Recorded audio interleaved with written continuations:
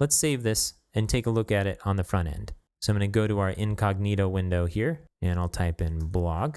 Okay, looks pretty close, except our CSS isn't getting pulled in. That's because we're now on another page other than a blog entry page. So what we can do is inside our CSS injector, let's loosen up the restrictions on where the CSS gets pulled in and apply it to all pages instead of just blog entry pages. So I'll use coffee, and I'm going to type in CSS injector. We're going to go straight to it. We'll click edit next to our blog entry, and let's scroll down, and for node type, let's select none.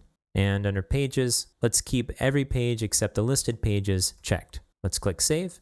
Let's jump back to the incognito window and refresh. So now we see some of our CSS being applied, which means our CSS injector rules are getting pulled in, but the part where we're overriding the float isn't working. And if we inspected this, and we roll up here to the div container, you'd see the float still applying. That's because our classes are a bit different. So I'm going to click plus to add a new selector, and I'm going to copy this selector, and we'll paste it into our CSS rule. So we can apply this to two different selectors by separating it with a comma. I'll paste that in, I'll click save, I'll jump back to the incognito window and refresh.